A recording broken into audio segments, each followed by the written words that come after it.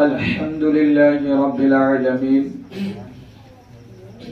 والعاقبة للمتقين والصلاة والسلام على رسوله الكريم الأمين وعلى آله الطيبين الطاهرين وأصحابه الهادين المهديين. أما بعد، فقد قال الله تبارك وتعالى في القرآن المجيد والفرقان الحميد: أعوذ بالله من الشيطان الرجيم. بسم الله الرحمن الرحيم. ما سلككم في سقر؟ قالوا لم نك من المصلين. آمنت بالله صدق الله المولانا العظيم وبلغنا رسوله النبي الأمين المكين المبين المتين الكريم ونحن على ذلك لمن الشاهدين والشاكرين والذاكرين والحمد لله رب العالمين.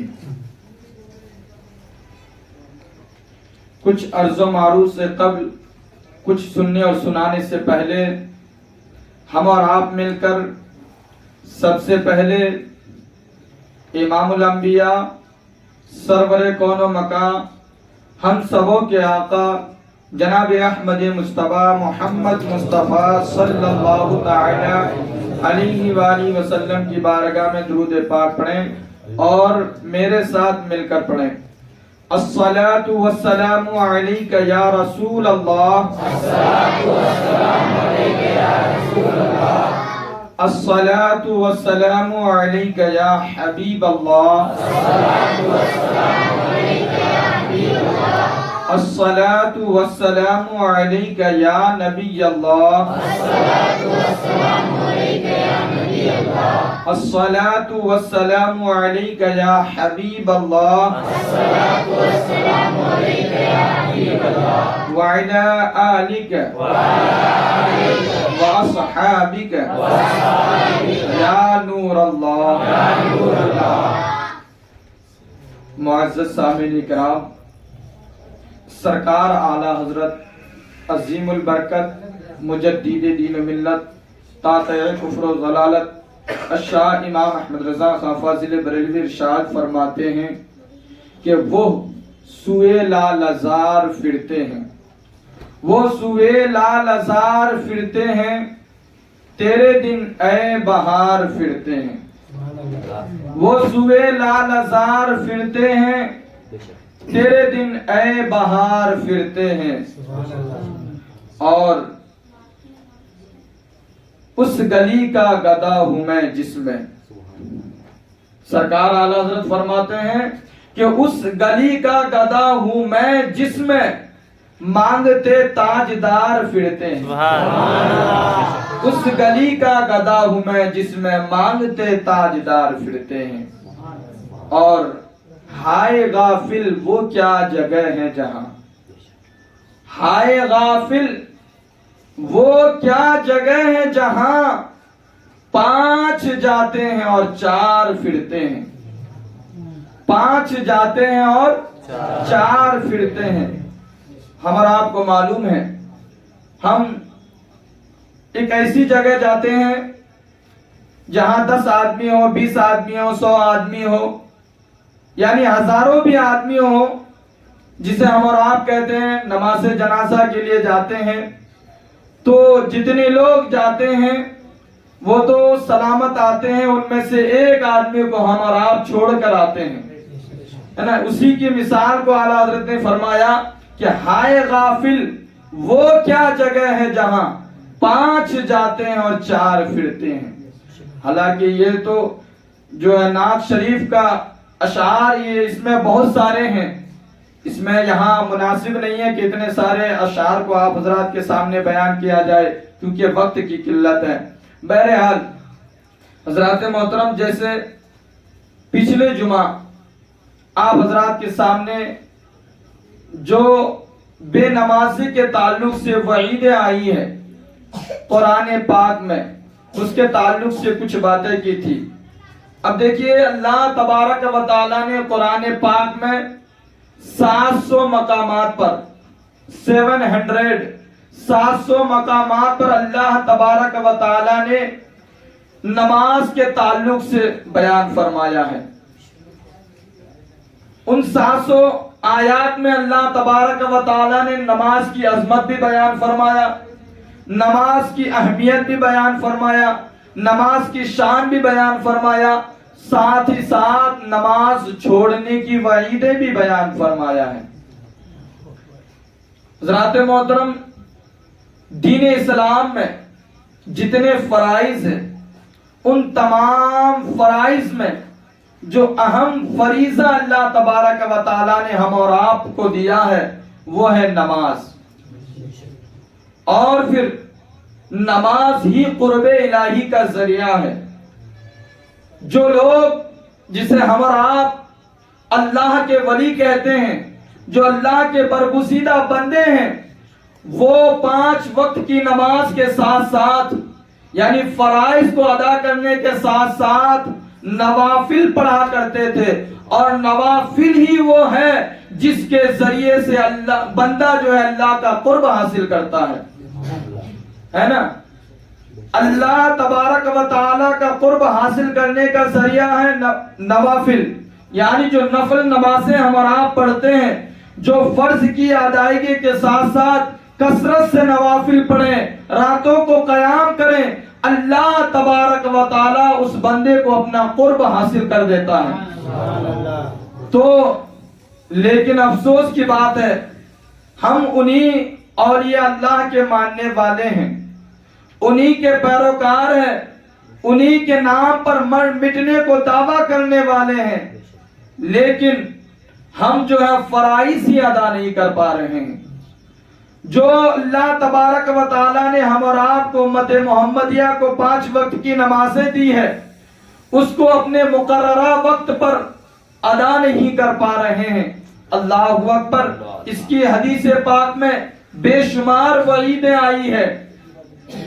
حدیث پاک میں آتا ہے، اللہ کے رسول صلی اللہ تعالی علیہ وسلم فرماتے ہیں کہ بے نمازی جو ہوتا ہے اللہ تبارک و تعالی بے نمازی کے عمر سے برکت کو ختم کر دے گا. حدیث پاک میں آتا ہے جو بے نمازی ہوتا ہے اس کی عمر سے، اس کی ایج سے برکت ختم کر دے گا. جب برکت ختم ہو جائے گی تو آپ اندازہ لگائیں کہ جو لوگ لاکھوں سے کماتے ہیں اور پھر اللہ اس سے برکت ہٹا لیتا ہے تو اس کے لاکھوں کمانا کدھر سے نکل جاتا اس کو احساس بھی نہیں ہوتا.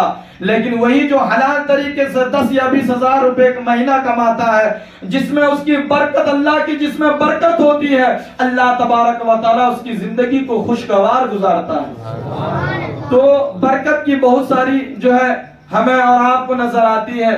تو بہرحال جو بے نمازی ہوتا ہے حدیث پاک میں آتا ہے اس کی عمر سے برکت ختم کر دیا جائے گا، اور جو بے نمازی ہوتا ہے اس کے چہرے سے جو ہے نیک لوگوں کی علامت کو ختم کر دیا جاتا ہے.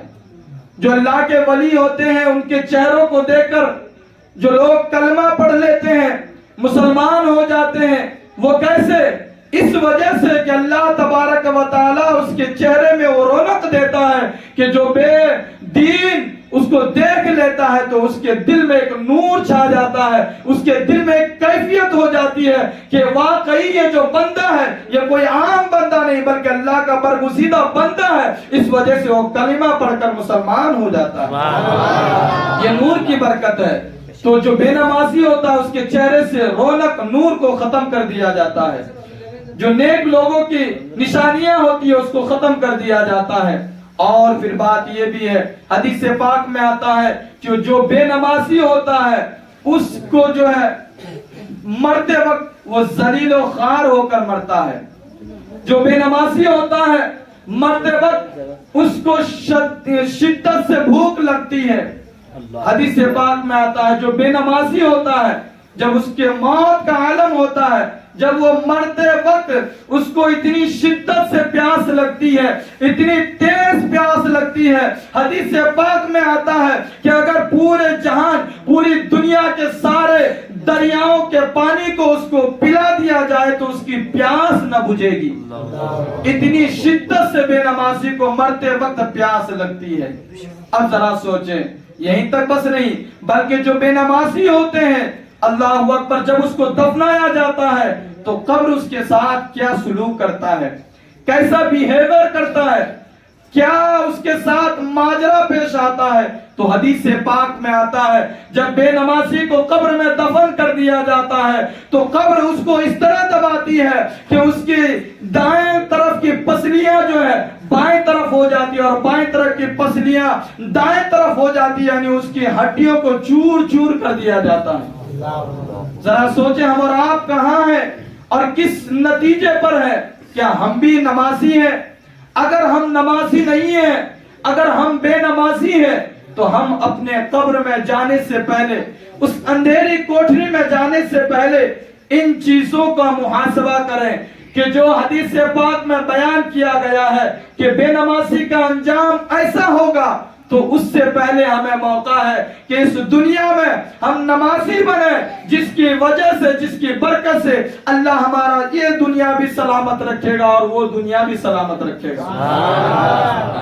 حضرات محترم, الترغیب و ترغیب میں ہے کہ سیدنا عمر فاروق رضی اللہ تبارک و تعالی عنہ روایت کرتے ہیں, رسول کائنات صلی اللہ تعالی علیہ وسلم نے فرمایا کہ جس نے جان بوجھ کر نماز ترک کر دی, جس نے جان بوجھ کر نماز چھوڑی, اللہ تبارک و تعالی اس کے سارے اعمال کو برباد کر دیتا ہے. اللہ اکبر.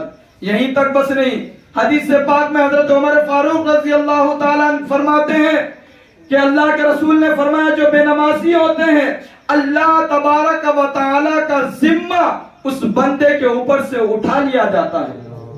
اللہ اکبر. جو اللہ کے ذمے میں نہیں رہتا اس کا ٹھکانہ دنیا میں بھی برباد ہوتا ہے اور آخرت میں بھی برباد ہوتا ہے. یہ انجام کب تک رہے گا؟ حدیث پاک میں آتا کہ جب تک وہ توبہ نہ کر لے تب تک اس کے ساتھ ایسا ہی سلوک کیا جائے گا. اگر وہ بندہ بے نمازی نے سچے دل سے توبہ کر لیا اور پھر جو ہے وہ قضائیں ادا کرتے رہے تو اللہ تبارک و تعالی اپنے رحم و کرم سے اس کو جو ہے جنت جیسی نعمت عطا فرمائے گا. حضرات محترم, بے نمازی کا انجام حدیث پاک میں آتا ہے کہ بروز حشر بے نمازی کو جو اس کے حشر ہوگا وہ اللہ کے دشمنوں کے ساتھ ہوگا. وہ اللہ کے دشمن کون ہے؟ فرعون, قارون, حامان, ابی بن خلف. حدیث پاک میں آتا ہے جو دنیا میں بے نمازی ہے کل قیامت کے دن اللہ تبارک و تعالی ان خدا کے دشمنوں کے ساتھ ان کا حشر فرمائے گا.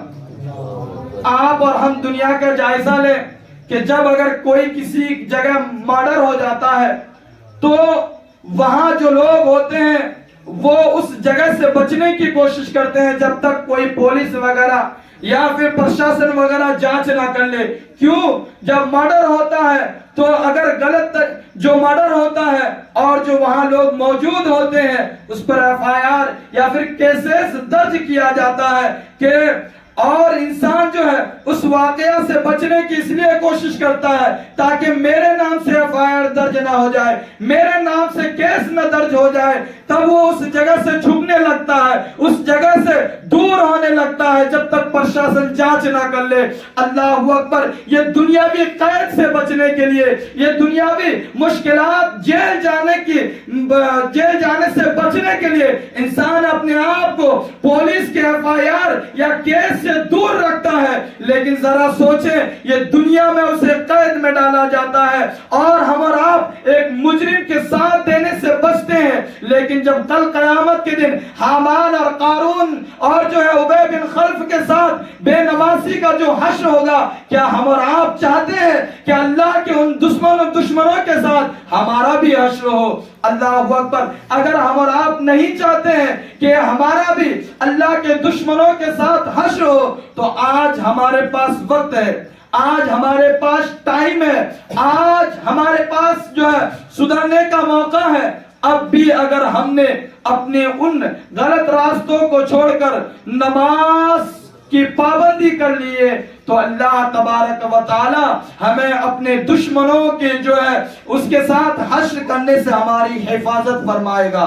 اور اگر ہم نے نماز کی پابندی کر لی تو اللہ کی ذات سے امید ہے ہمارا حشر جو ہے اللہ اپنے نیک بندوں کے ساتھ عطا فرمائے گا. حضرات محترم، وقت کی قلت پر مد نظر رکھتے ہوئے ایک واقعہ بتاتا چلوں. ایک اللہ کے برگزیدہ بندے بازار میں رو رہے تھے. کسی شخص نے دیکھا تو پوچھا، اے اللہ کے نیک بندے، اے اللہ کے برگزیدہ بندے، اللہ کے ولی، آپ اس بازار میں آ کے کیوں رو رہے ہیں؟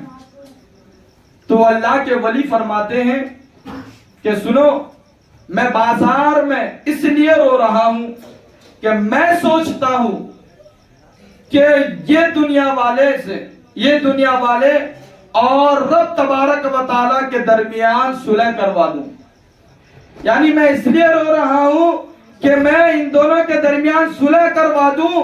رب تبارک و تعالی کی طرف سے مجھے حکم ہوتا ہے کہ تم میرے بندوں کو میرے قریب لے کر آؤ، میں اسے ان کے گناہوں کو دھونے کے لیے تیار ہوں. لیکن افسوس اس بات کی ہے، میں رو اس لیے رہا ہوں کہ آج جو لوگ اس بازار میں ہیں، جو لوگ اس دنیا میں کھو چکے ہیں، وہ اللہ کی ندا کو، اللہ کی آواز کو، اللہ کی بات کو سننے کو تیار نہیں ہے. میں اس لیے رو رہا ہوں. اللہ اکبر.